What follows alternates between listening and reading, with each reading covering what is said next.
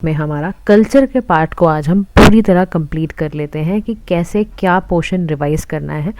तो with in an hour हमें ये रिवीजन हो जाएगा कि हमारे कौन कौन से टॉपिक्स कल्चर में आने वाले हैं, किस तरह के क्वेश्चंस आने वाले हैं, वो भी मैं आपको बताऊंगी। दूसरा गाइस, दिसंबर की मैगज़ीन ख़त्म हो गई है, उसके क्वेश्चंस मैंने डाल दिए हैं टेलीग्राम लिंक पे, जाके उस टेस्ट को अटेम्प्ट कर लो। वहीं पे आपको सोल्यूशन भी मिल जाएंगे पीडीएफ में ही, और उसकी एक्सप्लेनेशन भी मिल जाएगी। ठीक है, चलिए अब हम ना इसके फर्स्ट टॉपिक इसका हो गया था, आपने देखा होगा, नहीं देखा प्लेलिस्ट पे जाके कल्चर वाला पार्ट पिक करिए और वहाँ से उसको वीडियो को सुन लीजिए ताकि आपका रिवीजन पार्ट कंप्लीट हो जाए। सेकेंड जो टॉपिक है वो है sculpture, paintings and other forms of art के बारे में। यहाँ पर सबसे पहले भगवद गीता एंड नाट्य शास्त्र के बारे में बात कर रहा है। कह रहे हैं यूनेस्को ने एक अपनी मैन्युस्क्रिप्ट को ऐड करा है जिसमें कि ना भगवद गीता और नाट्य शास्त्र के जो कलेक्शंस हैं वो इन्होंने मैन्युस्क्रिप्ट कलेक्शन को ऐड करके मेमोरी ऑफ वर्ल्ड रजिस्टर में डाला है। तो याद रखना मैन्युस्क्रिप्ट कलेक्शन कहाँ से लिया गया है, भगवद गीता और नाट्य शास्त्र वाला लिया है। इसमें 13 एंट्रीज थी, वो लिया गया और इंटरनेशनल रजिस्टर में उसको डाला गया गीता और नाट्य शास्त्र के। ठीक है, तो यूनेस्को जो होता है वो अपनी डायरी मेंटेन करता है, रजिस्टर मेंटेन करता है, रीजनल और नेशनल रजिस्टर्स भी करने के लिए बोलता है कि other than international register UNESCO के पास अपने नेशनल और रीजनल दोनों होते हैं, एशिया पैसिफिक वो देखता है। फिर एंट्री हुई तो इसमें ना पूरा दिखाया गया, पूरा डिस्क्राइब किया गया, पूरा इलस्ट्रेट करा गया रामचरितमानस तुलसीदास जी को, और सरयध्यालोका लोकाना ये संस्कृत का पोइटिक टेक्स्ट था। पंचतंत्रा का जो 15वीं सेंचुरी में मैन्युस्क्रिप्ट थे वो सब भी इसके अंदर एंट्री करी गई है। ठीक है, तो यूनिवर्सल डिक्लेरेशन है ह्यूमन राइट्स का जो यूएनजीए लेकर आता है उसकी भी एंट्री हुई है इंटरनेशनल रजिस्टर में। अब ध्यान से सुनना, देखो जो प्रीवियस एंट्रीज रही है ना यूनेस्को की मेमोरी ऑफ वर्ल्ड रजिस्टर में, तो यूनेस्को का एक मेमोरी ऑफ वर्ल्ड रजिस्टर है, उसमें भारत में और क्या क्या एंट्री हो रखी है। देखो 1997 से शुरू हुई थी एंट्री हमारी होना। आईएएस जो तमिल मेडिकल मैन्युस्क्रिप्ट कलेक्शन थी वो हुई थी। सेवा मैन्युस्क्रिप्ट पौंडीचेरी 2005 में हुई थी। 2023 में जो लेटेस्ट था वो था फर्स्ट समिट हुई थी नॉन अलाइन मूवमेंट आर्काइव्स पे। ठीक है, और Abhinav Gupta collection of manuscript of his works, ये भी 2023 में कलेक्ट करके रखा गया था। ठीक है ना, तो हमें ये याद रखना है कि लेटेस्ट क्या चीज़ें हुई हैं। अच्छा, जो लेटेस्ट वाला है वो याद कर लिया। अच्छा, अब भागवत गीता में इन्होंने ना सेज जो व्यास जी थे, आपको पता है ना जो संत रहे हैं व्यास जी, उन्होंने जो ये रहे हैं उन्होंने 700 वर्ष और 18 चैप्टर्स आपको पता ही है, उसके अंदर इन्होंने डाला हुआ है। तो भीम पर्वा इन्होंने ऐसे करके एपिक जो महाभारत का है वो उठाया हुआ है और ऐसा बता रखा है कि सेकेंड फर्स्ट सेंचुरी बीसी में था। इसमें ना वो सारे जो ट्रेडिशंस फॉलो किए हुए हैं ना, वैदिक, बुद्धिस्ट, जैन, चार्वाका, वो सब के बारे में लिखा हुआ है। कृष्ण जी और अर्जुन जी का जो संवाद था बैटल कुरुक्षेत्र में, वो सब भी प्रेजेंट हुआ है भागवत गीता, हमें पता ही है सारी चीज़ें। इसके बाद जो कृष्णा जी बोलते हैं अर्जुन को कि अपनी ड्यूटीज़ को बिना अटैचमेंट के करो, निष्काम कर्म करना है आपको, रिजल्ट की चिंता नहीं करनी है। तो 3 मेजर पाथ्स के बारे में बात हुई, कर्मा, जन्ना और आपके भक्ति के बारे में। यहीं से भक्ति का कॉन्सेप्ट शुरू कराया गया और इंस्पायर द टीचिंग ऑफ शंकरादेव। अच्छा, नाट्य शास्त्र की बात करें तो साइंस ऑफ ड्रामाटर्गी की बात है, यानी कि 5th वेदा है ये 5th वेदा है, और ये रिटन किसमें है, ये संस्कृत भाषा के भारत मनी द्वारा ये लिखा गया है 2nd सेंचुरी बीसीई में। ये कॉम्प्रिहेंसिव सेट ऑफ रूल्स है जिसमें क्या क्या बता रखा है, नाट्य के बारे में बता रखा है, यानी ड्रामा है, परफॉर्मेंसेस के बारे में है, भाव यानी कि इमोशंस के बारे में है, म्यूज़िक यानी संगीत, रसब के बारे में बता रखा है। और नाट्य शास्त्र याद रखना, इसको 5th वेद भी कहते हैं, और ये नाट्य वेदा जो गंधर्व वेदा उसका एपिटॉम है। नाट्योपट्टी की बात करें तो इसमें बर्थ ऑफ परफॉर्मिंग आर्ट के बारे में है, पहला टेक्स्ट है जो कि अवेलेबल है इंडियन म्यूजिकल इंस्ट्रूमेंट्स में, और यूनेस्को के मेमोरी ऑफ वर्ल्ड प्रोग्राम में 1992 में ही लॉन्च किया गया था। ठीक है, ताकि प्रिजर्वेशन हो, पर्टिकुलरली वो एरिया जो कॉन्फ्लिक्ट में है या डिज़ास्टर वगैरह रखा है उसके चलते। और इंटरनेशनल एडवाइजरी कमेटी भी एक मेन बॉडी है जो रिस्पॉन्सिबल है यूनेस्को के प्लानिंग इम्प्लीमेंटेशन को करने के लिए। अच्छा, दूसरे आर्ट फॉर्म्स हैं, वो भी ध्यान से सुन लो। आर्ट फॉर्म्स ना बहुत ज़्यादा चांसेस होते हैं और ये ना फैंसी क्वेश्चंस में आते हैं, डायरेक्टली पूछ लेंगे, जैसे कि जो कश्मीरी पश्मीना शॉल है वो कौन सी वाली गोट से बनाई गई है, समझ रहे हो, ये याद रखना। तो ये देखो पश्मीना गोट को ना चंगतांगी गोट कहते हैं, समझ में आ रही है, और ये ज़्यादातर मिलेंगे आपको लद्दाख वाले रीजन में। तो कश्मीरा का पश्मीना तो आपको पता ही है, समझ गए? तो कौन सी गोट याद रखनी है और कौन से रीजन से आ रही है। बहुत हाई एल्टीट्यूड जो होता है ना, लद्दाख वाला पार्ट, वहाँ पे ये आपको मिलेंगी। Got it? फिर उसके बाद यहाँ पर आता है बिद्रीवेर वासिस के बारे में। ये जीआई टैग है। बिदार कहाँ से? बिदरार से, ऐसे याद रखना। बिद्रीवेर वासिस का बिदार से कर्नाटका, यानी कि ये ना जिंक का बना हुआ होता है, जिंक और कॉपर का बनाया हुआ एलॉय होता है। ये बहुत ही इसकी फाइन सिल्वर इनले और ब्लैक फिनिश होती है, बहुत सुंदर लगता है। इसको जीआई टैग दे रखा है। तो कहाँ से है? कर्नाटका से है। एक सिल्वर का फिलग्री पर्स है, ये देखो कितना सुंदर है। It's from Orissa. इसमें ना जो काम जो ये दिख रहा है आपको सिल्वर फिलग्री पर्स में, ताराकासी वर्क है। काम याद रखना है। इसमें फूल और वाइन डिज़ाइन है मॉडर्न स्टाइल में। तो इसमें समझ में आ रहा है आपको क्या कह रही हूँ मैं? यानी कि जो उड़ीसा का ये है ताराकासी वर्क, इसको जीआई टैग दिया गया है। ये जो पर्स है ना, इसमें फ्लोरल है और इसके साथ ही अंदर वाइन डिज़ाइन डाले हुए हैं। समझ गए? ऐसे ही मिनिएचर है अंबावरी एलिफेंट का। याद रखना वेस्ट बंगाल से है। इसको हाथ से कारीगरी करके बनाया गया और इसकी ना जो सिंथेटिक आइवरी पॉलिश करके बनाई गई है। तो याद रखना मिनिएचर अंबावरी।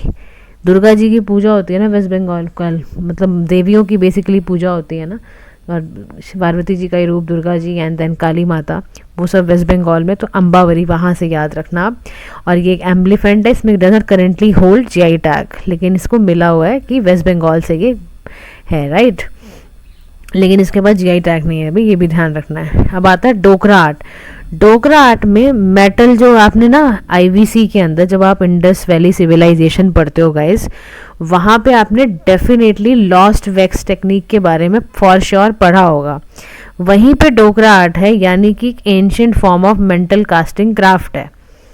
ये डोकरा डमास ट्राइब से निकल कर आता है और ये गढ़वास, गोंड्स और धुरवास ट्राइब से बनता है। ठीक है, तो डोकरा जो कहाँ प्रैक्टिस होता है? ट्राइबल कम्युनिटीज़ में, तो उसके द्वारा ये बनाया जाता है। सोहराई आर्ट की बात करी जाए तो ये आपका झारखंड का है। सदान है, ओरियन है, मुंडा है, ये सब इसके अंदर आता है सोहराई आर्ट। अब नेक्स्ट आता है पट्टचित्रा आर्ट। ये कहाँ से है? उड़ीसा से है। इसमें पट्टा मतलब क्या होता है? पट्टा मतलब कपड़ा, चित्रा मतलब पिक्चर। ठीक है, यानी कि कपड़े के पिक्चर पे बनाई जाती है। इसको जीआई टैग 2008 में ही दिया गया था। उड़ीसा का है पट्टाचित्रा वाला। ठीक है, अब आओ पटाऊ आर्ट। ये फॉक डांस है, फॉक पेंटिंग है, सॉरी। ये वेस्ट बंगाल में अगेन, अभी हमने वेस्ट बंगाल का एक और चीज़ पढ़ा था ना, अम्बा वाला, क्या पढ़ा था? अंबावरी एलिफेंट पढ़ा था हमने। सोहराई आर्ट झारखंड का याद रहेगा। डोकरा आर्ट आपका कहाँ से है? ये छत्तीसगढ़, वेस्ट बंगाल, उड़ीसा, झारखंड सब जगह पे मिलता है, 4 जगह पे। पट्टाचित्रा अगेन आपका उड़ीसा का है, पटाऊ आपका वेस्ट बंगाल का है। अब आओ पर्सनालिटीज़ के ऊपर डिस्कस करते हैं कि पर्सनालिटीज़ कौन कौन सी रही। देखो आपको याद होगा, मैंने आपको मंथली मैगजीन के टाइम पे भी पढ़ाया था, जो गोस्वामी तुलसीदास जी हैं, उनका 100th बर्थ एनिवर्सरी थी। ठीक है, तो गवर्नमेंट ऑफ उत्तर प्रदेश ने इसको सेलिब्रेट करा। एग्जैक्ट ईयर बड़ा इनका डिस्प्यूटेड है, लेकिन माना जाता है कि 1497 से 1532 कॉमन एरा के आसपास ये उत्तर प्रदेश में पैदाइश इनकी है। अब इनका कंट्रीब्यूशन आप सुनोगे तो आप तो मतलब दंग रह जाओगे, क्योंकि बहुत कमाल कमाल की चीज़ें इन्होंने की हैं। इतने डाउन टू अर्थ थे ये। और उसके बाद इन्होंने रामचरितमानस लिखी। बैठते थे ये 80 जो वाराणसी का गंगा का जो बैंक था वहीं बैठते थे, और अवधी डायलेक्ट में, जो हिंदी का एक डायलेक्ट है अवधी, उसमें इन्होंने लिखा था। रामचरितमानस को अभी हमने देखा कि यूनेस्को की memory of world Asia Pacific register में भी इंक्लूड करा गया है। इन्होंने ही विनय पत्रिका, कवितावली ब्रज भाषा में लिखी।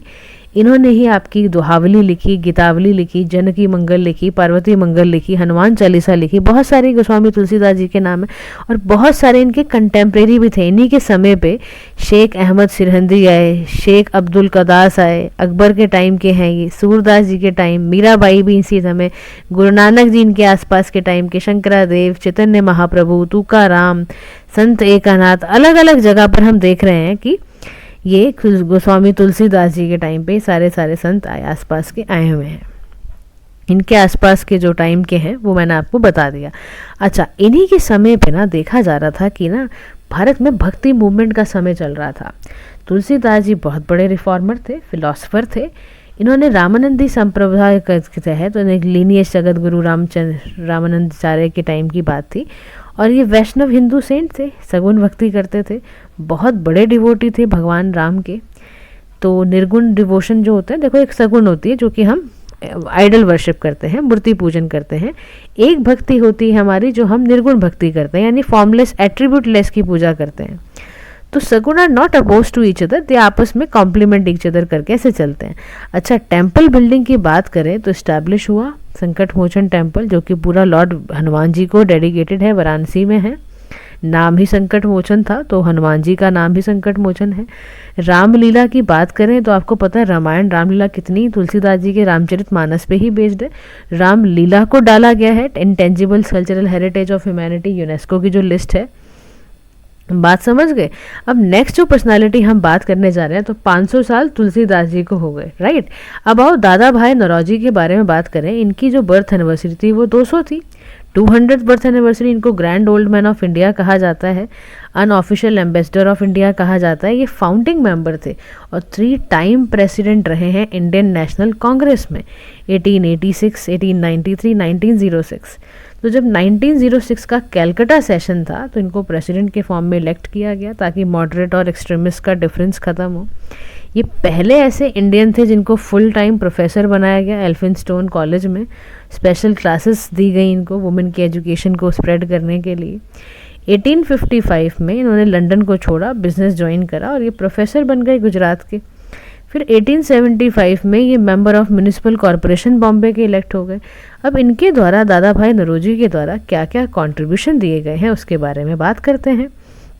कमाल का काम इन्होंने सोशल रिफॉर्म के फॉर्म में किया। उस समय जिस समय वुमेन की एजुकेशन को लोग मानते ही नहीं थे कि इनको पढ़ने की भी ज़रूरत है, ये थे दादा भाई नौरोजी जिन्होंने स्टूडेंट लिटरेरी साइंटिफिक सोसाइटी बनाई, 6 स्कूल्स बनाए लड़कियों के लिए। एक ना इनका रस्ट गुफ्तर न्यूज़पेपर होता था, रहनुमाई मज ध्यानसन सभा इन्होंने, ताकि पारसी सोसाइटी की रिफॉर्म हो सके। इकोनॉमिकली अगर इनकी बात करी जाए तो उन्होंने ड्रेन ऑफ वेल्थ थ्योरी लिखी है और इसमें ना इन्होंने ब्रिटिश पॉलिसीज़ को ड्रेन कैसे बताया है कि कैसे उन्होंने भारत को लूटा है। तो उन्होंने इस थ्योरी में बताया कि टैक्सेस, सैलरी और पेंशन रेमिटेंस के फॉर्म में इन्होंने भारत को इतना लूटा कि जिसकी कोई हद नहीं है। ड्रेन ऑफ वेल्थ थ्योरी अगर आप कभी पढ़ोगे तो उसमें आपको पता चलेगा कि कैसे कैसे बहुत अच्छा इन्होंने किताब में मेंशन किया हुआ है। मेजर जो लिटरेरी वर्क इन दादा भाई नौरोजी के द्वारा लिखे गए हैं, ध्यान से सुन लो। पॉवर्टी ऑफ इंडिया इन्होंने लिखा है, ये याद रखने वाली बात है। और poverty and British rule in India दादा भाई नौरोजी द्वारा लिखी गई हैं। रॉयल कमीशन हो, वेलभाई कमीशन हो, दादा भाई नौरोजी मेंबर रहे हैं। इन्होंने ही एक अखबार शुरू किया था जिसका नाम था वॉइस ऑफ इंडिया। बहुत चांसेस हैं, आपको पता ना पर्सनालिटीज़ पे भी क्वेश्चंस आते हैं, तो बहुत चांसेस हैं इसमें आने की, तो आपने बड़ा ध्यान देना है। अब पॉलिटिकल बात की जाए तो ये मॉडरेट लीडर थे, ये बहुत फर्म बिलीवर थे पार्लियामेंट्री डेमोक्रेसी की। इन्होंने कॉन्स्टिट्यूशनल पीसफुल मेथड से petition plus prayer plus protest से इन्होंने क्या करा था, इन्होंने पीसफुल मेथड निकाल के पार्लियामेंट्री डेमोक्रेसी को स्ट्रॉन्ग किया था। यही थे जिन्होंने लंदन इंडियन सोसाइटी फॉर्म करी 1865 में। पहले एमपी थे ब्रिटिश पार्लियामेंट के, लगाओ। स्वराज इन्होंने ही बोला कि इंडियन नेशनल कांग्रेस का गोल होना चाहिए। ये मेंटोरशिप करते थे, ये बाल गंगाधर तिलक को समझाते थे, उनको मेंटरिंग करते थे, महात्मा गांधी की करते थे, गोपाल कृष्ण गोखले की करते थे। पॉलिटिकली भी सोचो इनका कितना कंट्रीब्यूशन रहा है भारत पे, इसीलिए इनकी 200th बर्थ एनिवर्सरी पे इतना ध्यान दिया जा रहा है। तो ध्यान रखो, जब आप पर्सनालिटीज़ प्रिपेयर करोगे तो यहीं से करनी है आपको, इसको बिल्कुल दिमाग में रख लो आप। फिर एजुकेशन के मामले में इन्होंने एलिमेंट्री एजुकेशन को बहुत आगे बढ़ाया। पहला ऐसा स्टेप लिया जिसे कंपलसरी प्राइमरी एजुकेशन दादा भाई नौरोजी आगे कर पाए। तो ज्योतिबा फुले जी के साथ इन्होंने मिलकर एक कंपलसरी प्राइमरी एजुकेशन भी बनाया था। हंटर कमीशन जब आया उसी समय इन्होंने फटाफट ये काम किया कि 4 ईयर का कंपलसरी प्राइमरी एजुकेशन सभी को दिया जाए। अब हम तीसरी पर्सनालिटी जिनके बारे में आज हम बात करने जा रहे हैं वो है श्री नारायण गुरु जी के बारे में हमें क्या क्या याद रखना है। तो देखो, पर्सनालिटी पे सवाल आता है, चाहे वो मेंस का क्वेश्चन आए, चाहे वो आपका वॉइस ऑफ इंडिया अगर आ जाए पूछ ले सवाल, तो आप क्या बताओगे? वॉइस ऑफ इंडिया लिखा किसके द्वारा गया? दादा भाई नौरोजी। ऐसे दिमाग में आपने चीज़ों को रखना है। तो जब पढ़ना है तो इस तरह से पढ़ना है कि रिविजन आपकी होती रहे। अब श्री नारायण गुरु जी की बात करें जाए तो जब महासमाधि सेनेटरी थी अभी आपकी, श्री नारायण गुरु केरला के से होते थे ये, तो उस पर प्रेसिडेंट ने इनॉग्रेट करा। 1856 से लेके 1928 तक ये इनका पूरा लाइफ टाइम पीरियड था। इनका जन्म होता है इझावा फैमिली, तिरुवनंतपुरम के पास एक जगह है चेमफेजंती। हो सकता है गाइस नाम प्रोनाउंस में थोड़ी दिक्कत हो, I am so sorry for it. सभी साउथ इंडियन भाई बहनों के लिए सॉरी, थोड़ा सा नाम का हो सकता है कुछ प्रॉब्लम रहे। तो इझावा ना एक ऐसी जगह है गाइस जहाँ ना बहुत बैकवर्डनेस है, बहुत अनजस्टिस होता है। केरला की एक ऐसी सोसाइटी है जहाँ कास्ट की बहुत दिक्कतें हैं, और आपको पता है कास्ट सिस्टम आज भी जब प्रिवेल करता है तो उस समय तो आप लगाओ कितना होता होगा। अच्छा, इनके बारे में अगर हम विशेष रूप से बात करें तो ये सेंट थे, फिलोसोफर थे, पोएट थे, स्पिरिचुअल लीडर थे, सोशल रिफॉर्मर थे, जो कास्ट सिस्टम के रिवोल्ट करते रहते थे।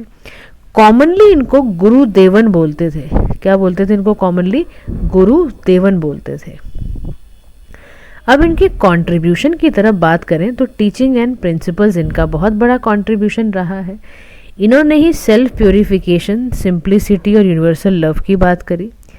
ये बहुत ज़्यादा देखो, अगर आ जाए पेपर में सवाल कि ऐसे कौन से थे जिन्होंने one cast, one religion, one God for all human beings बोला, तो वो श्री नारायण गुरु थे इझावा फैमिली से।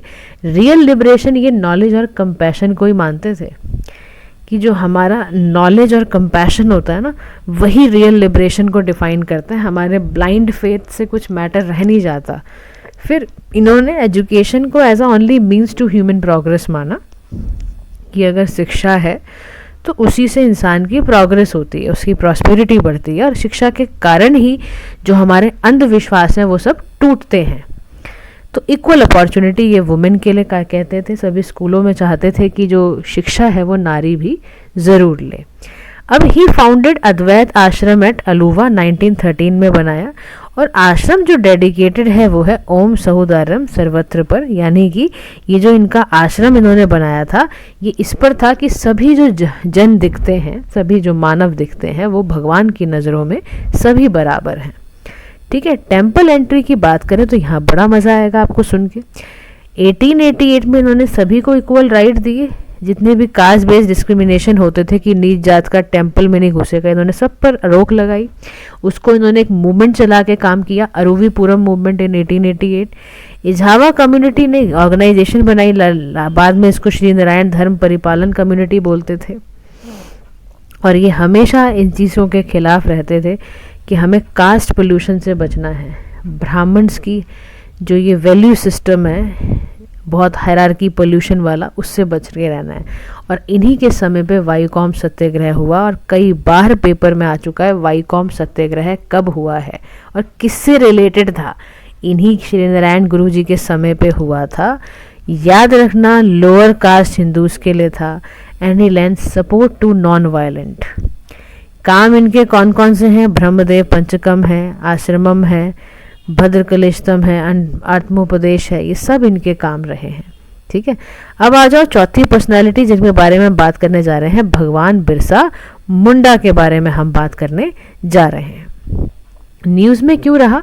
क्योंकि रिसेंटली भारत सरकार ने कहा कि भाई इनकी 150वीं बर्थ एनिवर्सरी है, फ्रीडम फाइटर रहे हैं, ट्राइबल लीडर रहे हैं, तो इसको मनाया जाए। अर्ली लाइफ जो इनकी थी तो झारखंड में पैदा हुए हैं ये, उलीहतू कुंती डिस्ट्रिक्ट में 1875 के अंदर।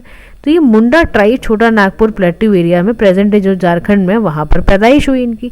अच्छा, इनकी बिलीफ सिस्टम बहुत स्ट्रांग था कि आप मज़ा आ जाएगा आपको सुन के। इन्होंने ही एक नया सेक्ट मोनोथिज्म का खोला था, बिरसैत, जिसका नाम क्या है बिरसैत का, यानी Birsa priest belief in one God.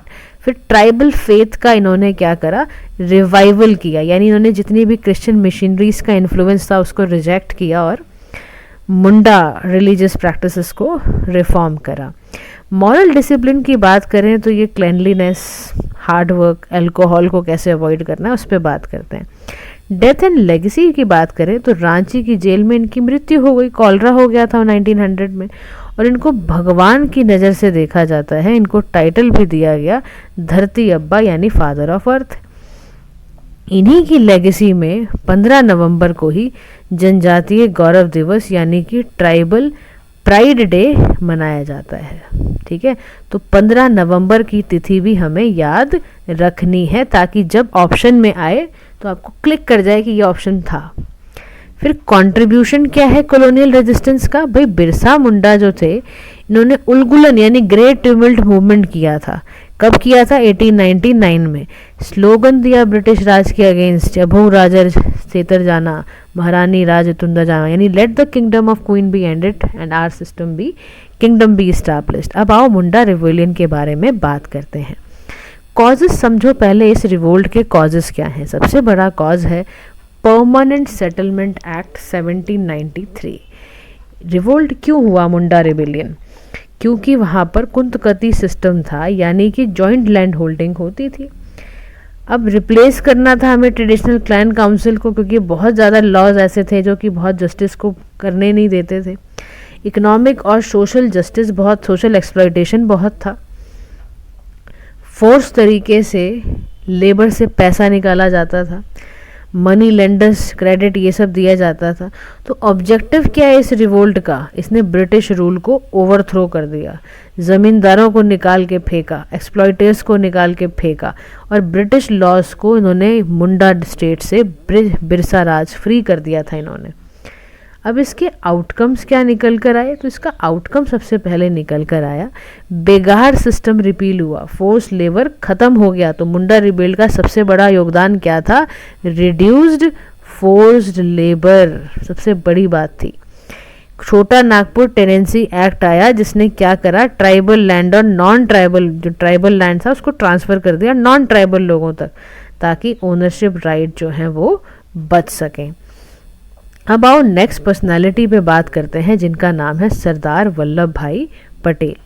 तो रिसेंटली जो प्राइम मिनिस्टर थे उन्होंने ट्राइब्यूट दी, क्योंकि यहाँ पर भी 150th, अब देखो बहुत चांसेस हैं कि आप गड़बड़ा जाओ, इसीलिए याद रखना बिरसा मुंडा 150th एनिवर्सरी, सरदार वल्लभ भाई पटेल 150th एनिवर्सरी, तुलसीदास जी 500, ठीक है ना। तो ये आपने एकदम सीक्वेंस में याद रखना है कि हमने क्या इसके बाद क्या पढ़ा है, इसलिए बार बार रिवीजन लेनी है वीडियोस के थ्रू, ताकि आपको याद रहे। अब प्राइम मिनिस्टर ने ट्राइब्यूट पे की सरदार वल्लभ भाई पटेल को। राष्ट्रीय एकता दिवस हम सभी जानते हैं, नेशनल यूनिटी डे होता है 31 अक्टूबर को, हर साल हम मना रहे हैं 1875 में, क्योंकि उसी दिन सरदार वल्लभ भाई पटेल पैदा हुए थे नादियाद गुजरात में। इनके पिता थे जाबिर भाई, जो सर्व करते थे रानी लक्ष्मीबाई की झांसी की आर्मी, और इन्होंने पार्टिसिपेट करा रिवोल्ट ऑफ 1857 में। करियर की बात करें तो इन्होंने मैट्रिकुलेशन 1897 में कर लिया, और ये इंग्लिश का लॉ परस्यू करते थे। जैसे ही 1813 में लॉ कंप्लीट हुआ, ये वापस भारत आए और इन्होंने प्रैक्टिस करनी शुरू कर दी अहमदाबाद में। अब इनकी पोजीशंस की बात करें तो देखते हैं, ये इलेक्ट हुए अहमदाबाद के म्यूनिसिपल कॉरपोरेशन में, इनको सैनिटेशन कमिश्नर कहते हैं, 1917 में हुए थे। नॉमिनेट हुए, इलेक्ट हुए, प्रेसिडेंट बने ये न्यूली फॉर्म्ड गुजरात प्रदेश कांग्रेस कमेटी के। यही 1924 में इलेक्टेड प्रेसिडेंट बने अहमदाबाद म्यूनिसिपल बोर्ड के। फिर प्रेसिडेंट बने ये कराची सेशन ऑफ कांग्रेस के 1931 में। कॉन्स्टिट्यूएंट असेंबली यहाँ इलेक्ट हुई।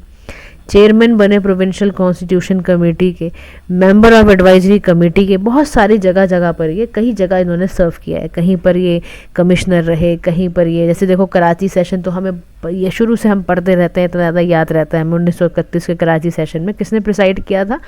सरदार वल्लभ भाई पटेल ने किया था। यही पहले हमारे देश के home and deputy prime minister भी रहे हुए हैं। इनके मरने के बाद इन्हें 1991 में भारत रत्न भी दिया जा चुका है। इन्हीं के चलते एक भारत श्रेष्ठ भारत 31 अक्टूबर 2015 से ही प्राइम मिनिस्टर ने अनाउंस किया। जब इनका 140th बर्थडे था, तब से ही उन्होंने कहा कि उन्होंने भारत को बहुत जोड़ा है, तो स्टैचू ऑफ यूनिटी केवड़िया में बनाया गया, और इनके नाम से ही उसी दिन से बर्थडे नेशनल यूनिटी डे मनाया जा रहा है। की कंट्रीब्यूशन सरदार वल्लभ भाई पटेल जी के बहुत अच्छे थे। सबसे बड़ा खेड़ा सत्याग्रह 1918 का। सरदार पटेल जी की जो पॉलिटिकल जर्नी थी वो उनके एसोसिएशन महात्मा गांधी जी के साथ शुरू हुई। पेजेंट में जो भी इनको फेमाइन के टाइम पे जब रिफ्यूज़ किया गया था, हार्डशिप बहुत पेजेंट्स की हो रही थी, इन्होंने ही बचाया जाके वहाँ के किसानों को। फिर नॉन कोऑपरेशन मूवमेंट हुई। सरदार पटेल को दिया गया टास्क कि भाई गुजरात में जाइए और शंकर लाल बैंकर के साथ, सरोजनी देवी, उमर सुबानी इनके साथ गुजरात में जाके इन्होंने सत्याग्रह सभाएँ की। बरदौली सत्याग्रह में तो इनको काफ़ी लीडर कहा गया, सरदार का टाइटल दिया गया। बहुत काम करके आए, वहाँ पे टैक्सेस वगैरह को इन्होंने रोकवाया। फिर ये ना मॉडर्न इंडिया के बहुत बड़े कंसोलिडेटर माने जाते हैं। आप ये समझो 560 प्रिंसली स्टेट को इन्होंने भारत में जोड़ा, कोई बड़ी मामूली बात नहीं थी। इतना ज़बरदस्त परसुएशन, इतना ज़बरदस्त डिप्लोमेटिक नेगोशिएशन करते थे ये, ताकि बाल्कनाइजेशन प्रिवेंट हो सके। और आयरन मैन बोला जाता है इनको, लगाओ आप। फिर इन्होंने ही ऑल इंडिया सर्विसेज का निर्माण भी किया, स्टील फ्रेम ऑफ इंडिया इन्होंने क्रिएट करा, ये भी एक बात थी। फिर जूनागढ़ को बेसिकली इन्होंने इंटीग्रेट करा 1948 में, जब प्लेबिसाइट हुआ, मेजॉरिटी ऑफ जो लोग थे उन्होंने कास्ट किया अपना vote in favour of India. फिर कश्मीर में राजा हरि सिंह थे, उन्होंने इंस्ट्रूमेंट ऑफ एक्सेशन साइन किया। हैदराबाद में यहाँ पर ऑपरेशन पोलो हुआ, इन्होंने करवा के हैदराबाद जूनागढ़ सबको लेकर आए। कोऑपरेटिव मूवमेंट की वजह से आज जो अमूल का दूध पीता है ना, हम बोलते हैं ना, पूरा हिंदू में छपता है, इंडियन एक्सप्रेस में रोज़ हम एडवर्टीजमेंट अमूल का देते हैं कि अमूल दूध पीता है इंडिया, ये भी इन्होंने कोऑपरेटिव मूवमेंट इन्होंने करी। तो आगे हम नेक्स्ट पर्सनालिटी बात कर रहे हैं सर चित्तूर शंकरन नैयर के बारे में। Recently prime minister Modi ji ने इनको याद किया। इंडियन लॉयर थे, जज थे, स्टेटमैन थे, बहुत बड़ा रोल निभाया है फ्रीडम स्ट्रगल में। पलक्कड़ केरला के पैदाइशी थी इनकी, 1857 की क्रांति के समय ही पैदा हुए थे ये। प्रेसिडेंसी कॉलेज में पढ़ते थे मद्रास में, और लॉ ये सब इन्होंने किया है। अगर इनकी करियर की बात करें तो आईएनसी के ये प्रेसिडेंट रहे हैं अमरावती, मद्रास लेजिस्लेटिव काउंसिल के मेंबर रहे हैं, रिले यूनिवर्सिटी कमीशन के सेक्रेटरी, परमानेंट जज, बहुत कुछ इन्होंने हासिल किया। कई सब इन्हें अवार्ड मिले हैं, नाइटहुड मिला 1912 में इनको, कमांडर ऑफ इंडियन एम्पायर भी कहते थे।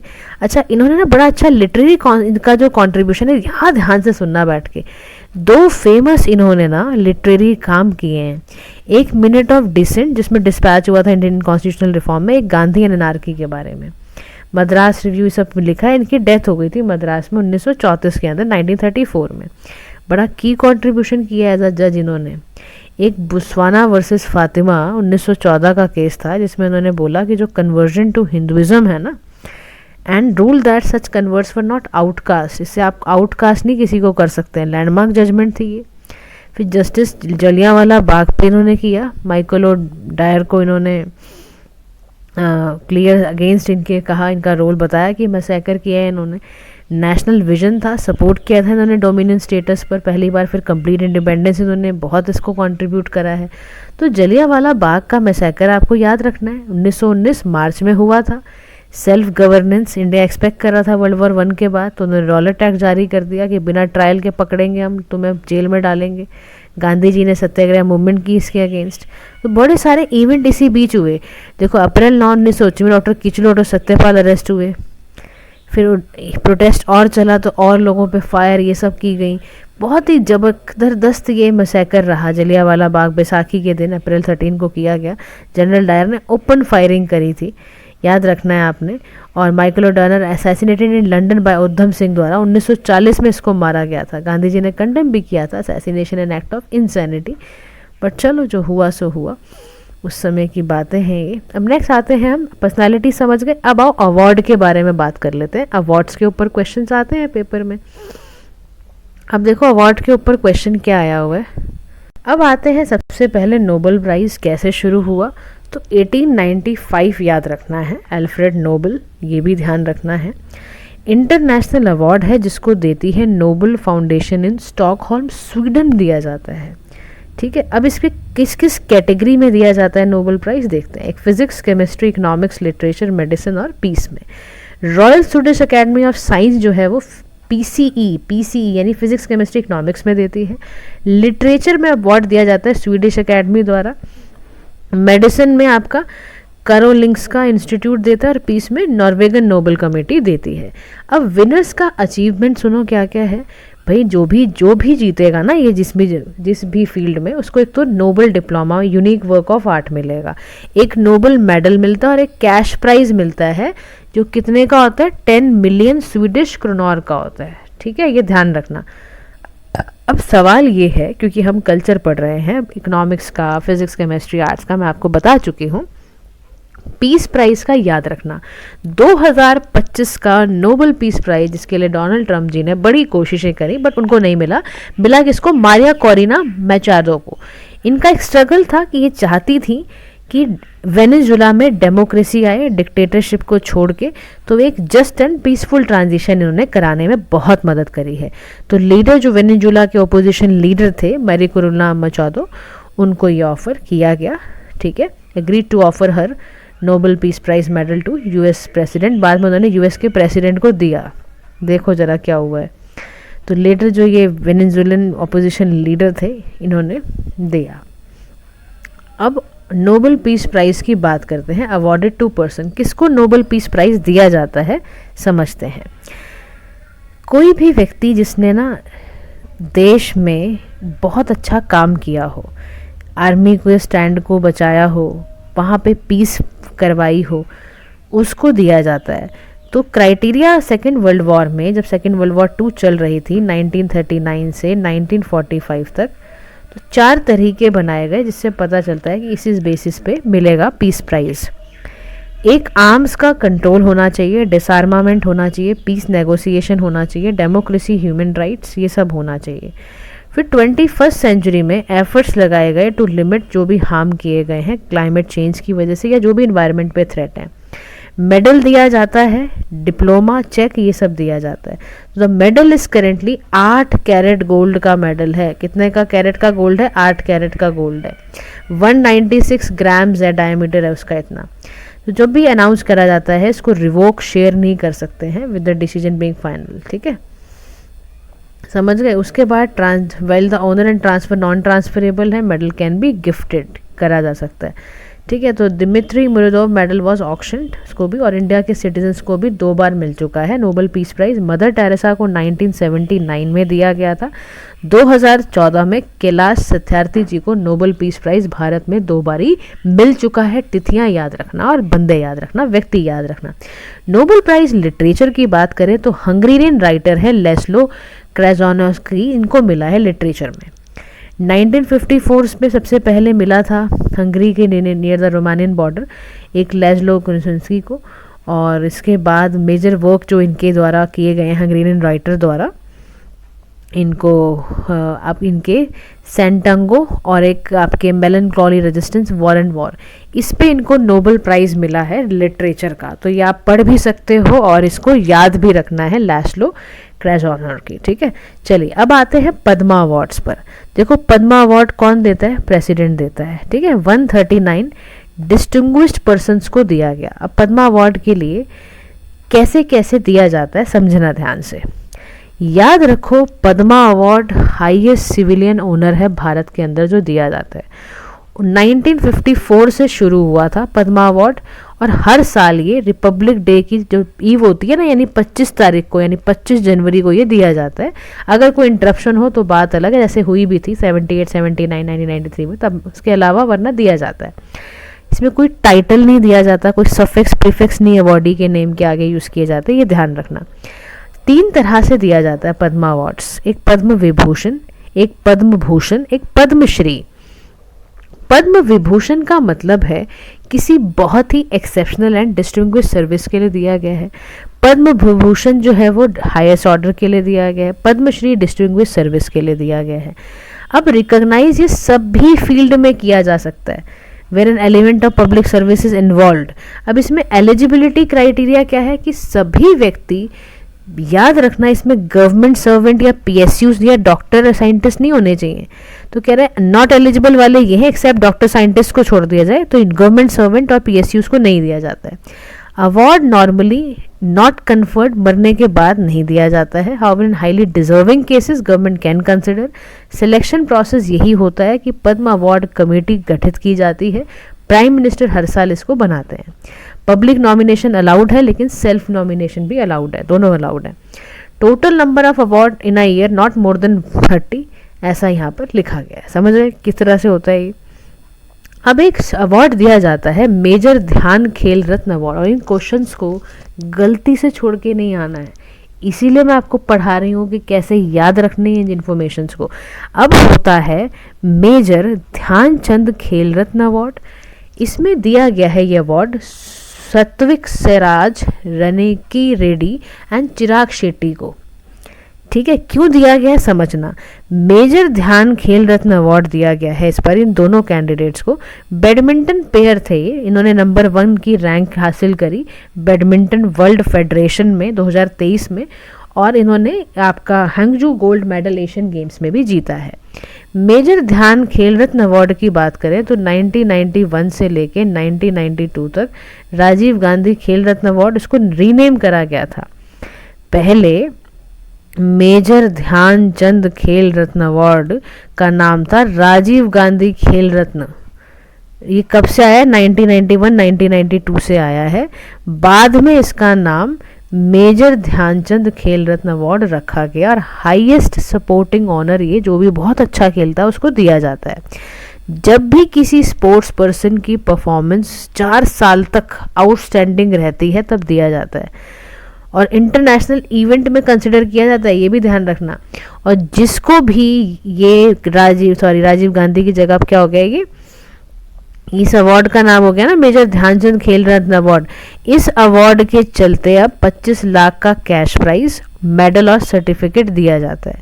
Number of award typically 1 award her discipline में दिया जाता है, हर पर्टिकुलर ईयर में, एक्सेप्शनल सर्कमस्टांसेस को छोड़कर।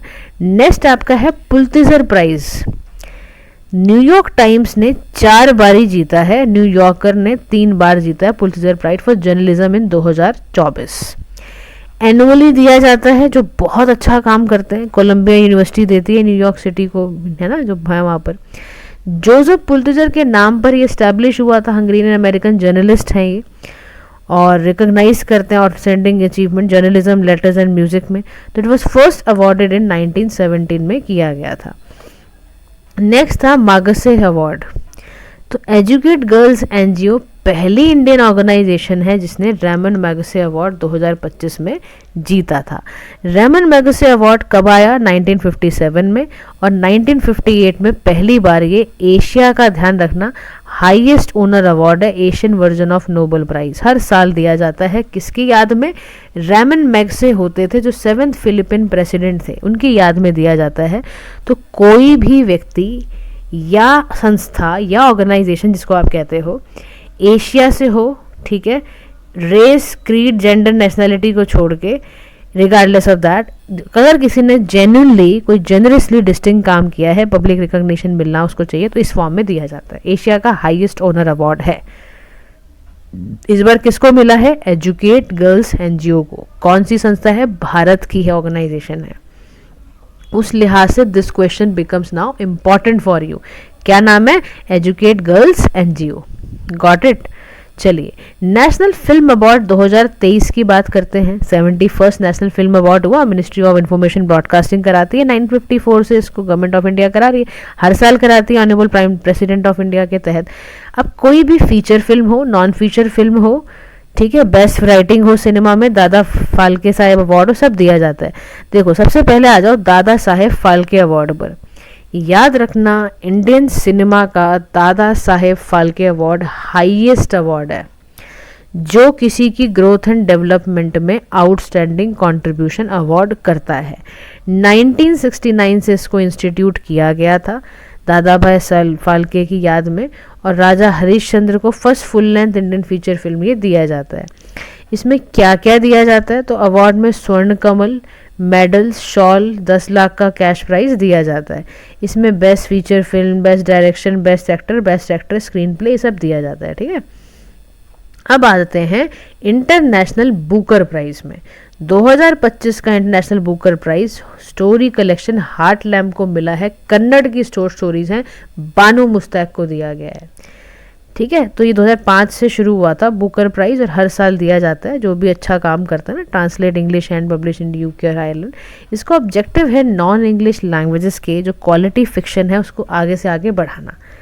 ठीक है, इवन इंग्लिश स्पीकर्स के भी बीच में बढ़ाना। तो इसमें जो भी नॉवेल्स या 100 स्टोरी का कलेक्शन होता है उसको दिया जाता है, बानू मुस्ताक को दिया गया है। राष्ट्रीय विज्ञान पुरस्कार की बात की जाए तो गवर्नमेंट अनाउंस करती है, ये हाईएस्ट रिकॉग्निशन है, आउटस्टैंडिंग है, इंस्पायरिंग है। साइंटिस्ट, टेक्नोलॉजिस्ट, इनोवेटर्स को डाइवर्स फील्ड, साइंस वगैरह वगैरह में दिया जाता है। अब राष्ट्रीय विज्ञान पुरस्कार ना 4 कैटेगरी का है। एक है विज्ञान रत्न, एक है विज्ञान श्री, एक है विज्ञान युवा, एक है विज्ञान टीम। विज्ञान रत्न दिया जाता है life time achievement and contribution में, जिसने भी साइंस एंड टेक में अच्छा करा है।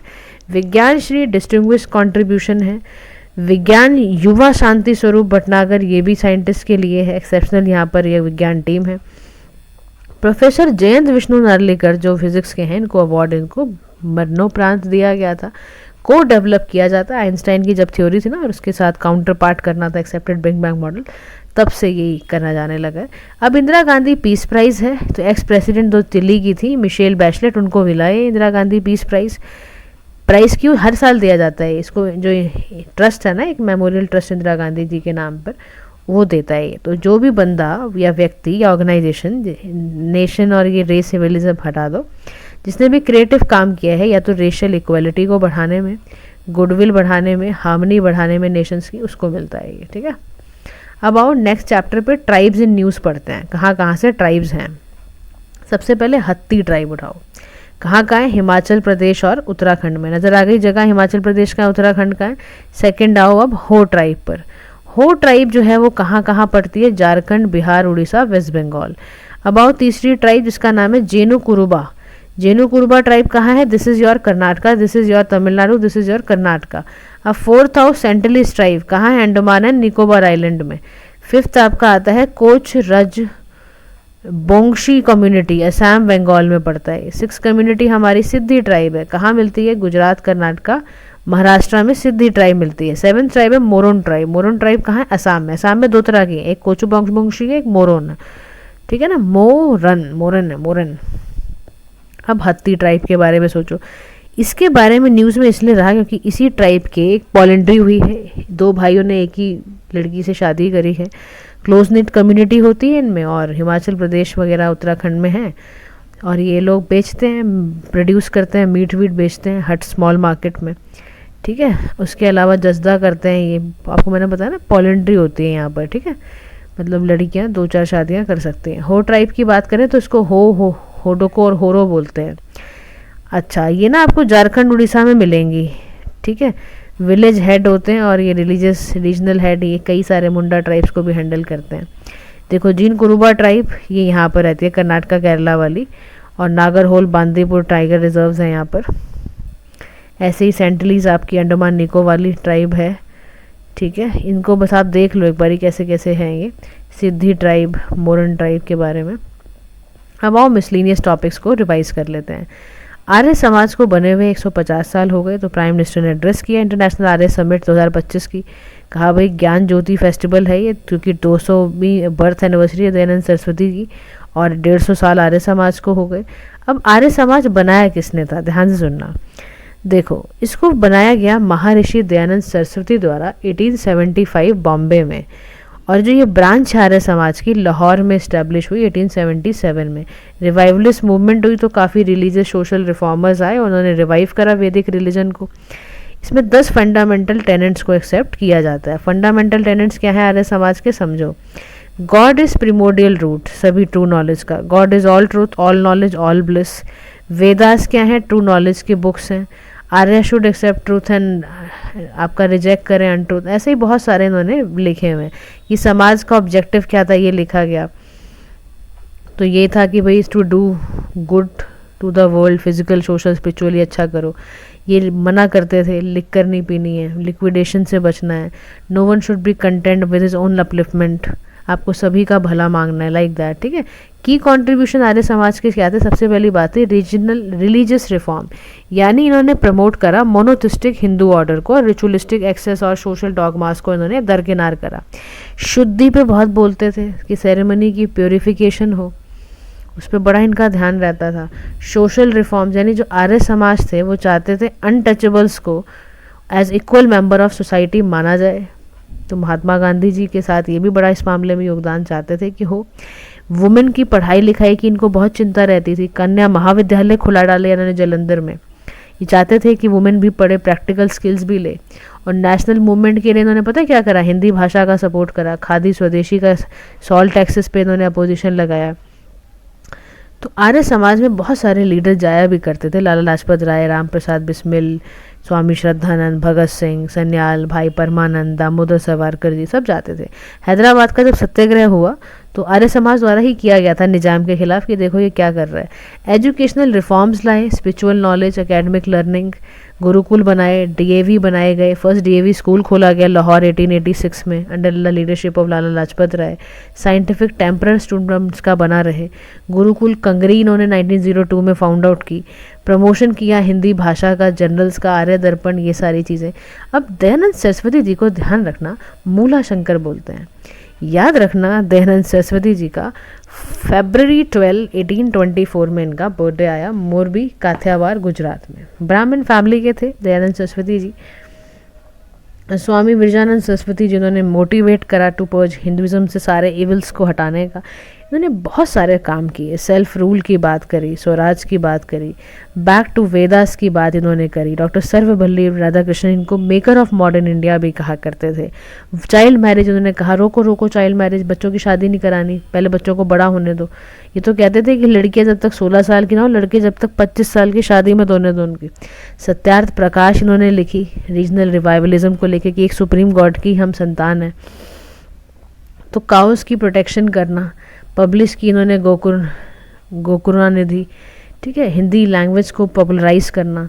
तो सत्यार्थ प्रकाश लिखी ही हिंदी भाषा में गई थी, तो लाइक दैट। उसके बाद ना अभी काकोरी ट्रेन एक्शन को भी 100 साल हो गए हैं 2025 में ही। तो ध्यान रखना 100 साल जहाँ हो जाते हैं वहाँ पे पूरी निगाहें होनी चाहिए आपकी। तो काकोरी का केस ध्यान समझ के जाओ क्या है। देखो ट्रेन में ना एक्शन हुआ था काकोरी केस में, कैसे हुआ था मैं आपको बताती हूँ। देखो 9 अगस्त 1925 को काकोरी ना एक विलेज है लखनऊ और उत्तर प्रदेश के पास। 10 रिवोल्यूशनरी थे हिंदुस्तान रिपब्लिकन एसोसिएशन के, इन्होंने मनी कलेक्शन को सीज करा ब्रिटिश इंडियन रेलवे से। इन्होंने 8 डाउन ट्रेन ट्रैवलिंग्स को स्टेप करा from Shahjahanpur to Lucknow near Kakori station और ट्रांसपोर्ट किया ट्रेजरी फंड, है ना। अब इसमें लीडर्स कौन से थे? राम प्रसाद बिस्मिल, अशफाकुल्लाह खान, चंद्रशेखर आज़ाद, ये सब थे। चंद्रशेखर आज़ाद कॉन्टिन्यूड रिवोल्यूशनरी इन्होंने एक्टिविटीज़ करी और डेथ सेंटेंस दिए गए राम प्रसाद बिस्मिल, राजेंद्र लहरी इनके द्वारा। अब HRA यानी हिंदुस्तान रिपब्लिकन एसोसिएशन है, हिंदुस्तान सोशलिस्ट रिपब्लिकन एसोसिएशन है। ये 1924 में आई थी, ये 1925 में आई थी, ठीक है। अबाउट 100 साल हो गए हैं सेल्फ रिस्पेक्ट मूवमेंट को भी। साउथ इंडिया में हुई थी, ध्यान से सुनते जाओ। सेल्फ रिस्पेक्ट मूवमेंट किसने लॉन्च की थी? EV रामास्वामी नाइकर ने की थी। इनको पेरियार बोलते थे, याद रखो। इन्होंने ही कॉन्सेप्ट लाए थे सेल्फ रिस्पेक्ट का, याद है। इन्होंने ही कहा था कि ऐसी सोसाइटी बनाएंगे जिसमें कोई भी ना जेलसी ना करो, किसी से नफरत मत करो कास्ट रिलीजन के बेसिस पे। याद है इनको अरिवु विद्युतलई लिक्कम बोलते हैं। इन्होंने बहुत सारे लोगों को लिबरेट कराया। इन्होंने कहा कास्ट सिस्टम छोड़ो, अच्छा सोचो, रैशनल सोचा करो, ऐसे मत सोचा करो बिल्ली काली बिल्ली चली गई, रास्ता ख़राब हो गया, अरे तो बहुत गलत हो जाएगा मेरे साथ, कहीं एक्सीडेंट ना हो जाए, ऐसी बातों से बाहर आओ। ब्राह्मणिकल डोमिनेंस को रोकते थे ये। तो women leadership, 2 prominent female leaders थी, एक अन्य आपकी मिनम्बल, एक विरम्बल। इनकी लीडरशिप में 2 थी इनकी। और सोशल अपलिफ्टमेंट, इंटरकास्ट मैरिजेस बहुत करवाते थे। तो चिंगलापट्टू पुरियार प्रोविंस था इनका। सेल्फ रिस्पेक्ट कॉन्फ्रेंस कराई इन्होंने। तो बहुत बड़ा योगदान इनका रहा है as a social reformer, as a rationalist philosopher. और बहुत सारा काम इन्होंने देखो वाईकॉम सत्याग्रह में किया, ठीक है ना। यही थे जिन्होंने सेल्फ रिस्पेक्ट मूवमेंट को आगे से आगे बढ़ाया, सभी के लिए चिंताएं करी। सत्यशोधक समाज इन्हीं के द्वारा लगा लो आप। जब ये सत्यशोधक समाज जब ज्योतिराव फुल्ले द्वारा बनाया गया तो इन्होंने भी उसका साथ दिया, समझ रहे हो। उसके बाद बहिष्कृत हितकर्णी सभा हो डॉक्टर अम्बेडकर के साथ, तो एजुकेशन ये सब इन्होंने भी अपलिफ्टमेंट करी। Doctor B.R. अम्बेडकर ने जब all India depressed class association बनाई तो वहाँ पर भी साथ मिला। ये कह रहे हैं और सारे जो की social reform anti cast movements को याद रखना है। तो चाहे ज्योतिराव फुले का सत्यशोधक समाज हो, Bahishkrit Hitkarini Sabha doctor B.R. Ambedkar, all India untouchability link by Gandhi ji. ये ध्यान रखो, ये ना एकदम से पेपर में आ सकता है कोई भी आपकी लाइन। और देखो वाईकॉम सत्याग्रह बड़ा इंपॉर्टेंट है। वाईकॉम सत्याग्रह 2025 में हम क्यों इतनी बात कर रहे हैं? 100 साल हो गए भाई। विड्रॉल हुआ था नवंबर 30, 1925 में। बैकग्राउंड क्या है इसका समझो। एक ना केरला परट्टे नाम लॉन्च हुआ, यानी डिसीजन लिया गया, कैंपेन चलाया जाएगा कि टेम्पल एंट्री, रोड राइट्स सभी हिंदूज को मिलने चाहिए। तो जो केरला की प्रोविंशियल कांग्रेस कमेटी थी उसने कहा भाई एंटी अनटचेबिलिटी है की इशू है, काकीनाडा में चल रहा है। फिर वाईकॉम सत्याग्रह में बोला गया वाईकॉम चोजन फॉर फर्स्ट सत्याग्रह कि भाई टेम्पल खोलो सभी के लिए, चाहे वो किसी भी जात का हो। अब Vaikom Satyagraha non violent civil right movement थी। ट्रेवनकोर केरला में हिंदू बहुत डिस्क्रिमिनेट करते थे, डिस्क्रिमिनेशन कास्ट के बेसिस पे। तो स्पेसिफिकली प्रोटेस्ट किया गया कि भैया लोअर कास्ट के लोगों को पब्लिक रोड पे ना छोड़ा जाए और ये शिव टेम्पल के आसपास ना जाएं, ठीक है। वाईकॉम में क्या था? शिव का टेम्पल था। अब इन्होंने 3 वॉलंटियर्स भेजे डेली रोड पे, और instead of procession due to prohibitory order ये क्या करते थे, खादी में पहन लेते थे। 3 यंग मैन होते थे, गोविंद पानेकर और इजहावा भुलेलियान, और ये सारे के सारे आपको पता है थोड़ी अनटचेबल, मतलब लो कैटेगरी से आते थे। लेकिन इसको सोसाइटी ने, जिन्होंने कहा कि इनको रोकना नहीं है, उनको खूब रोका जाता था, खूब अरेस्ट किया जाता था, और फिर एंटर करते थे रोड्स पे ये, तो इनको अरेस्ट किए जाते थे, बड़ा परेशान कर जाते थे। सत्याग्रही ने पीसफुल ये काम करते रहे, रोड्स को ब्लॉक करते थे, कोई डिमॉन्स्ट्रेशन करते थे, और सत्याग्रह आश्रम बना दिए इन्होंने वहाँ पे रहने के लिए इनके। तो ये बहुत बड़ा योगदान था कि किस तरह से इन्होंने वाइकोम सत्याग्रह के द्वारा ही टेम्पल एंट्री करानी शुरू करी है। 1917 से देखो ये शुरू हो गया था आना। उसके बाद एंटी अनटचेबिलिटी कमेटी बनाई इन्होंने कि कलप्पन जी ने ऐसा कुछ करा। बहुत सारे काम ऐसे हुए कि बैन कर लगाए जाए ऐसी चीज़ों पे जो ये दक्यानुसी बातें हैं। अब आओ संथाल रिबेलियन। संथाल रिबेलियन को याद रखना 170 साल हो गए हैं। क्यों? क्योंकि 1855 और 1856 के बीच में हुआ था। इसको हुल रिवोल्यूशन दिवस भी कहा जाता है। ट्राइबल रिवोल्यूशन है, ट्राइबल अपराइजिंग के लिए था, ब्रिटिश कॉलोनियल रिजीम के अगेंस्ट था, और ये बहुत इंस्पिरेशन लेकर आए थे 1857 के रिबेलियन से। तो रीजन पड़ता था दमीने को रीजन, राजमहल हिल्स, झारखंड का। सिद्धू, कन्हऊ, फुल्लू, जन्नू, चांद भैरव, ये सब इसमें थे, लीडर्स थे। ब्रिटिश रूल एक्सप्लॉयटेशन के अगेंस्ट लड़ा, और परमानेंट सेटलमेंट एक्ट जो था ना उसके बहुत खिलाफ थे लोग कि क्या परेशान कर रखा है हमें, एक्सप्लॉइट कर रहे हो ज़मींदार पुलिस को, ब्रिटिशर्स को। खूब इन्होंने तंग कर रखा था, ज़मींदार पुलिस और ब्रिटिशर्स ने लोगों को वहाँ के बहुत तंग कर रखा था, पेजेंट्स क्लास को। संथाल परगना क्रिएट हुई ब्रिटिश द्वारा, और 5500 स्क्वायर किलोमीटर डिस्ट्रिक्ट में फैला गया। It became illegal for a Santhal to transfer land to non Santhal, ऐसा बोला गया था। रिवोल्ट का आउटकम देखो ये आया था फिर। ठीक है जी, तो अब आओ फेस्टिवल न्यूज़ में रिवाइज कर लेते हैं। देखो सबसे पहले हम आते हैं 1 2 जो भी लिखा है उस हिसाब से करेंगे हम। सबसे पहले है शिरुई लिली फेस्टिवल। कहाँ होता है ये? मणिपुर में होता है। कहाँ होता है? मणिपुर में होता है। अम्बुबाची का मेला, असम जरूर गए होंगे आप, तो आपने देखा होगा कामाख्या देवी टेम्पल में अम्बुबाची का मेला लगता है जब भी गॉडेस मेंस्ट्रुएटिंग उसमें होती हैं। तीसरा है न्योखाकी टेम्पल, ये आपका होता है, ये सारे के सारे न्योखाकी उड़ीसा में होता है। लॉर्ड जगन्नाथ की यात्रा, जात्री यात्रा सब यहाँ पर होता है। सरहुल फेस्टिवल याद रखना झारखंड में होता है। 7th आ जाओ आपका केरला में त्रिशूरपुरम फेस्टिवल होता है। ठीक है जी। अब आओ आप यहाँ पर जिसमें पुष्कर का कुंभ लगता है जो कि उत्तराखंड में लगता है। पुष्कर का कुंभ कहाँ लगता है? उत्तराखंड में लगता है। सरस्वती पुष्कर, बतुकम्बा, ये दोनों के दोनों तेलंगाना में मनाए जाते हैं। अब आप आओ छठ महापर्व, बिहार, झारखंड, यूपी का त्यौहार है। बहेदियम खलम फेस्टिवल मेघालय का है। बहुत चांसेस हैं नॉर्थ ईस्ट का पूछे जाने का, इसलिए याद रखिएगा। ठीक है, चलिए अब ये सारा टेम्पल्स के बारे में अलग अलग इन्फॉर्मेशन दी हुई है, आपने इसको बैठ के सिर्फ रिवाइज करना है। ठीक है, चलिए स्पोर्ट्स के बारे में बात कर लेते हैं, स्पोर्ट्स को कंप्लीट करते हैं। कॉमनवेल्थ गेम्स हुई, इंडिया ने बिड करा भाई, इंडिया 2030 में आपको पता है करने वाला है, अहमदाबाद में रखेंगे होस्ट सिटी। कॉमनवेल्थ गेम्स खेली जाएंगी हर 4 साल में, आपको पता है ये होती हैं और कोई भी मेंबर कंट्रीज़ को लेता है। इनाग्रल इवेंट जो हेल्ड हुआ था आपको याद होगा शुरू में 1930 कनाडा में हुआ था। रिसेंट 2022 में बर्मिंघम में हुआ। 2026 यानी जो अभी चल रहा है ग्लासगो में होगा, और 2010 में दिल्ली में। तो जो आसपास की डेट्स आपको ध्यान रखनी है। ठीक है, बर्मिंघम 2022, 2026 ग्लासगो स्कॉटलैंड, एंड 2030 में भारत में अहमदाबाद में। गवर्निंग बॉडी कॉमनवेल्थ की होती है, लंदन यूके इसका आपका हेडक्वार्टर्स है। 72 नेशंस हैं जिसमें काम करते हैं। कॉमनवेल्थ में देखो 1926 से ही सभी मेंबर्स को इक्वल फील हो, इसीलिए ब्रिटिश किंग और क्वीन ने कराया था, ये कराया जाना चाहिए। फर्स्ट जो किंग हेड थे इसके, किंग जॉर्ज 6 थे, ये भी ध्यान रखना है। और 56 कंट्रीज़ इंक्लूडिंग इंडिया, चाहे वो एशिया, अफ्रीका, यूरोप, ये सब काम करेंगे। लास्ट 2 कंट्री ज्वाइन कॉमनवेल्थ, याद रखना 2022 में गैबन एंड टोगो ने ज्वाइन किया था। बहुत चांसेस है पेपर में पूछा जाए। लंदन डिक्लेरेशन को अडॉप्ट किया इन्होंने। बोर्ड ऑफ गवर्नर्स इसमें आते थे। कॉमनवेल्थ सेक्रेटेरिएट इसका पार्ट थे। इंडियन ओलंपिक एसोसिएशंस में आपके 1927 में सर डॉरब जी टाटा इनका पार्ट थे। ठीक है ना, इंटरनेशनल ओलंपिक्स इनका पार्ट आया। तो इंटरनेशनल चेस फेडरेशन की बात करें तो देखो जी इस बारी दिव्या देशमुख जो है पहली भारतीय महिला हैं जिन्होंने फाइड वर्ल्ड कप जीता है, और इन्होंने हराया है बेसिकली कोनरी हम्पू को जो कि जॉर्जिया से थे। विद दिस अचीवमेंट दिव्या जो थी उनको एक कोनरी हम्पू मिला है। और सारे के सारे इंडियन हैं, ग्रैंड मास्टर मिला है इनको, द्रोणावली, हरिका, वैशाली, और दिव्या ने क्वालिफाई किया है 2026 का कैंडिडेट टूर्नामेंट भी। देखो बहुत अच्छा हमारा चेस की लाइफ बड़ी अच्छी चल रही है हमारी। 2024 में GM गुकेश दुमरजू को बहुत यंगेस्ट थे 18 साल के, उनको मिला। फिर 2024 में ही इंडिया जो men and women chess team चल रहा था तो गोल्ड मेडल लाए। और प्रज्ञानंद रमेश बाबू वर्ल्ड के यंगेस्ट 18 साल के इनको मिला विश्वनाथ आनंद जी के बाद।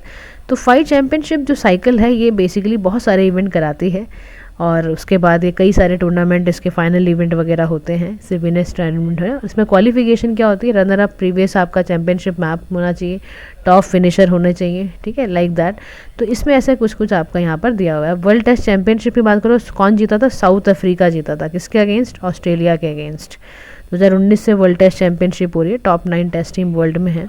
आईसीसी वर्ल्ड कप टीम की बात करो तो हिस्टोरिक फीट था क्योंकि भारत की लड़कियां जीत कर आई हैं। फर्स्ट एडिशन इसका 1973 में हुआ था और 2005-7 में हम थर्ड फाइनल आफ्टर हमेशा हार जाते थे। इस बार होस्ट सिटी इंडिया श्रीलंका थी और हम जीत कर आए हैं इस बारी। वर्ल्ड कप बॉक्सिंग चैंपियनशिप की बात करें तो जैस्मिन लंबोरिया, मीनाक्षी हुड्डा ने ये वर्ल्ड बॉक्सिंग चैंपियनशिप जीती है। लिवरपूल यूके से होनी शुरू हुई थी, ये फर्स्ट टाइम ये कराई गई बोथ मैन एंड वुमेन के लिए। और जैस्मिन लंबोरिया 57 किलो और मीनाक्षी हुड्डा ने 48 केजी का ये काम किया। कजाकिस्तान ने मेडल किटेली को जीता है। Speak skating world cup championship में याद क्या रखना है, इसमें ध्यान रखना आनंद कुमार जो वेल कुमार ने गोल्ड मिला है स्पीड स्केटिंग वर्ल्ड चैंपियनशिप में। भारत पहली बारी वर्ल्ड चैंपियनशिप स्केटिंग में जीत कर आया है। इंडियन स्केटर थे क्रिश शर्मा, इनको गोल्ड मेडल मिला है। और ये चैंपियनशिप हुई कहाँ थी, चाइना के अंदर। पहली कहाँ हुई थी, मैन की एम्स्टरडेम में हुई थी, वुमेन की स्टॉकहोल्म में हुई थी। चैंपियनशिप पैरा एथलेटिक्स की बात करोगे 22 मेडल मिले हैं भारत को, 6 गोल्ड में आए हैं, ठीक है। पैरा एथलेटिक्स मतलब जिसका थोड़ा सा समझ लो ना, जो कि थोड़े से आपके फिजिकली उस तरह से होते हैं, डिसेबल होता है, उनके लिए कराया जाता है। फर्स्ट इसकी 1952 में हुई थी, ठीक है, 4 साल में होता है ये भी। और वर्ल्ड वाली बाइनली होती है, हर 2 साल में होती है। ग्रैंड पिक्स हर साल होता है डिफरेंट सिटीज़ में। तो गाइज अब आता है आपका जीआई टैग प्रोडक्ट्स के बारे में। तो चेन्नई में ये करा जाता है ministry of commerce and industry द्वारा। अगर हम जीआई टैग्स की बात करें तो भारत में बहुत सारे जीआई टैग्स इस समय हो चुके हैं। उत्तराखंड के बादरी काओ घी में, उत्तर प्रदेश का आपका चाय काला नमक राइस है, बनारसी ट्राइब है, सिक्किम का है आपका, राजस्थान का है आपका नगोरी अश्वगंध, और यहाँ मध्य प्रदेश में छतरपुर फर्नीचर है, खजुराहो है, ग्वालियर है, पन्ना डायमंड है, ठीक है ना। उसके बाद वेस्ट बंगाल में दार्जिलिंग मोन्ड्रेन है, आंध्र प्रदेश में पंडरू खादी है, केरला का कनिपदेव है, महाराष्ट्र का पैथानी साड़ी है, कोल्हापुर की चप्पलें हैं, ठीक है ना। तो ये सारा का सारा इसके अंदर दिया गया है बेसिकली जीआई टैग्स। और जीआई टैग का मतलब भी है एक गुड की तरह है, ओरिजिनेटिंग इन टेरिटरी, ट्रिप्स एग्रीमेंट में इसको करा गया है। और मैकेनिज़्म इसका वही है कि सुपरवाइज़ करना और रजिस्ट्रार द्वारा कराया जाता है। 7 इसके जोनल कल्चरल सेंटर्स हैं, गवर्नमेंट ऑफ इंडिया ने बताया है। ऑटोनॉमस बॉडी है मिनिस्ट्री ऑफ कल्चर द्वारा। इसका काम है फोक, ट्राइबल और वेनिशिंग आर्ट फॉर्म्स को रखना। नेशनल आर्काइव्स ऑफ इंडिया है, इसमें एनएआई को डिजिटाइज करने पर 100 करोड़ पेजेस को हिस्टोरिक डॉक्यूमेंट बहुत बड़ा काम किया है। अभिलेख पटल बोलते हैं, ठीक है ना। 1891 से शुरू हुआ था मिनिस्ट्री ऑफ कल्चर द्वारा। और भोपाल में इसका एक ऑफिस है, एक भुवनेश्वर, जयपुर, पुडुचेरी में है। कस्टोडियंस हैं ये। तो guys this is all for your, ठीक है। इसमें जो सारे इंपॉर्टेंट सेक्ट हैं बुद्धिज़्म के, बहुत ईजी है। सिद्धार्थ गौतमा के द्वारा जो लिखा गया है डॉक्ट्रिन है इनकी। इनमें देखो क्या याद रखोगे, क्षत्रिय फैमिली से हैं, ये सब तो आपको पता ही होता है, निर्वाणा। इनकी याद रखना फेमस साइट जो लिंक्ड है, लुम्बिनी बर्थ प्लेस है, बौद्ध गया एनलाइटनमेंट, सारनाथ का फर्स्ट सरमन और कुशीनगर का डेथ प्लेस। डॉक्ट्रिन में इनकी 4 नोबल ट्रुथ, ह्यूमन माइजरी को कैसे बढ़ाना था, ये सब। और इनके सेक्ट याद रखना बहुत इंपॉर्टेंट है, ये सेक्ट याद रखना। हिंदूयान, महायान, थिरवाड़ा, वज्रयान, अदर, ये चारों के चारों का याद रखना। हिंदूयान में याद रखना लेसर व्हीकल बोलते हैं, ग्रेटर व्हीकल महायाना को बोलते हैं। ये आइडल वर्शिप को नहीं मानते, ये मानते हैं। ये यहाँ पर सब सेक्ट है हीनयान का, ये बिलीव करते हैं विभाजवादों में। टीचिंग एनालिसिस में पाली भाषा यूज़ की गई है। संस्कृत इनकी है, इनकी क्लासिकल तिब्बतन भाषा है, तो ध्यान रखना अलग अलग फॉर्म्स इनकी। बुद्धिस्ट काउंसिल्स कहाँ कहाँ हुई थी, तो देखो आपको ये ध्यान रखना है। अजात शत्रु, ए रॉयल पैट्रोनेज इनकी ऐसे याद रख लो। अजात शत्रु, काला अशोक, अशोका, फिर कनिष्का द्वारा की गई थी। राजगृह, वैशाली, पाटलिपुत्रा, इसको RVPK करके याद कर लो, ठीक है। तो ये विनय पिटका, सुत्त पिटक रिसाइट हुआ पहले राजगृह के टाइम पे। वैशाली के टाइम पे बुद्धिज़्म स्प्लिट हो चुका था। आदिम्ब पिटक आया पाटलिपुत्र, अशोक के टाइम पे। डिवीजन हीनयान महायान की कनिष्का के पीरियड में हुआ था। लिटरेरी टेक्स्ट, सुत्त पिटक, विदम्ब पिटक, ये सब याद रखना है। प्रिविया रेलिक्स के बारे में बात करें तो इंडिया ने रिटर्न माना है कि लॉर्ड बुद्धा का रिटर्न हुआ है, विटनेस करा गया है। प्रिपवा रेलिक्स, ठीक है ना, हांगकॉन्ग के समय पे। सिविल इंजीनियर थे वहाँ के एक, उन्होंने इसको देखा। कपिलवस्तु 8 ओरिजिनल स्तूपास हैं वहाँ पर बॉर्न इनके करे गए हैं। राजगृह विशाली एलकप्पा, और 3rd सेंचुरी इसके अंदर आई है। करंट स्टेटस इसका ए नाम से दिया गया है। और रेलिक्स हैं जो इसकी विशाली देवी मरमन, ये सब है। बामियान बुद्धा, ध्यान रखना ये कहाँ पे है इसका स्टैचू, अफ़गानिस्तान में है। कब बनाया गया था, 6th सेंचुरी में बनाया गया था। बहुत ज़बरदस्त है। स्प्रेड ऑफ बुद्धिज़्म यानी हम मान सकते हैं कि सेंट्रल एशिया में है। तालिबानियों ने इसको 2001 में डिस्ट्रॉय कर दिया था, जबकि ये यूनेस्को की साइट थी। 2003 में इसको यूनेस्को ने साइट बनाई बाद में, ठीक है। उसके बाद आता है जैनिज़्म के बारे में। तो प्राइम मिनिस्टर ने ग्रीट करा नवकार महामंत्र दिवस में। नवकार में बेसिकली स्पिरिचुअल हार्मनी के लिए मनाया जाता है लोगों के कलेक्शन में, और महामंत्र वगैरह होते हैं। तो इसमें अरिहंत जो होते हैं वो basically perfect knowledge, Siddharth 8 karmas. तो जैनिज़्म में क्या याद रखना है, पहला इनका तीर्थंकर याद रखना, और ऋषभ देव 23rd थे लास्ट इनके। वर्धमान, सॉरी पहले थे ऋषभ देव, 23rd पार्श्वनाथ, 24th वर्धमान महावीर। वर्धमान महावीर ध्यान रखना इनका, पावापुरी में गए थे ये। डॉक्ट्रिन ऑफ जैनिज़्म स्यादवाद और ये अनेकतावाद, स्यादवाद, न्यायवाद पर होती है। 4 इनके कार्डिनल वॉइस हैं, त्रिरत्नास हैं। इसको हम KFC बोलते हैं ना, right faith, right knowledge, right conduct को, ठीक है। फेमस कंटेंट संथारा इनका एक आपका रिलीजियस प्रैक्टिस होती है, जहाँ पे to end their life through fasting के थ्रू अपने आप को मारा जाता है। खाना छोड़ देते हैं, पानी छोड़ देते हैं, बेसिकली उसको त्रिविहार कहते हैं। चौविहार मतलब गिविंग अ फूड, खाली जब फूड छोड़ते हैं तो त्रिविहार, जब चौविहार मतलब खाना भी छोड़ दिया, पानी भी छोड़ दिया, ठीक है। NSV कौंडिया के लिए वी हैव रिसेंटली डिस्कस, कल परसों हमने क्लास में किया था ये, ठीक है। इतना हमारे लिए गाइस इंपॉर्टेंट है, राइट।